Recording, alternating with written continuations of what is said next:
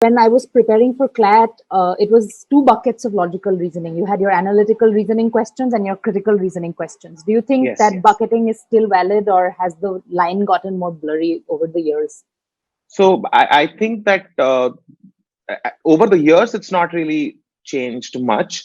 But I don't know how much of a substantial change is going to happen this year. Now, the CLAT has already come out with a few sample papers, Right. but well, might as well say it on record. I've gotten into the habit of not trusting the CLAT committee, so to say, in terms of the sample paper. So even this year, for example, now I'll give you a legal reasoning example, Right. but you get the point.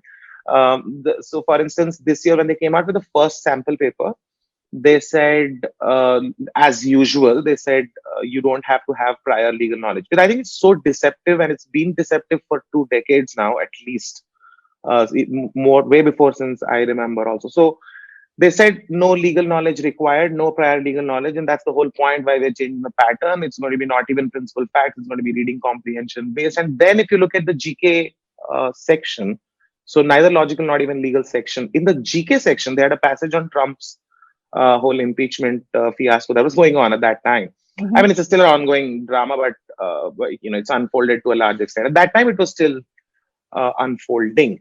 Mm. So while it was unfolding, there a whole passage on that, and one of the questions in that Trump impeachment passage is, which article of the Constitution of India Mm-hmm. deals with impeachment proceedings for the President of India?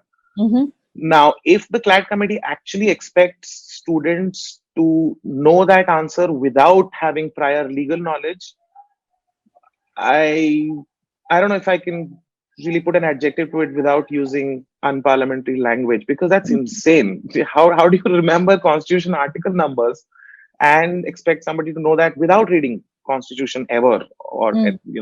so has the pattern changed structurally? They're saying yes, now there's going to be RC.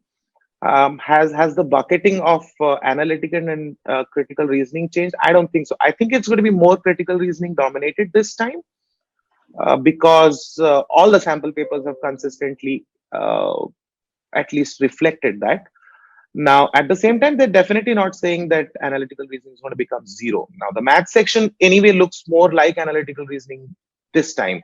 Yeah. So, which means in terms of how you approach logical reasoning, I think the preparatory background that you need to go through is pretty much going to remain constant. So the basis for number system and ratio proportions, the basics of it, you still have to make sure, but how you apply it is now going to be based on graphs and tables and charts and so on. So which is, it's not exactly how we used to do analytical reasoning per se, but so arrangements and calendars continue, and now Calendar. it's more data interpretation and so on in the math section. So Mm. it's a, I mean, the confluence is just easier to understand now, and the what is it? The pigeonholing was easier to understand earlier. So same I think goes for legal.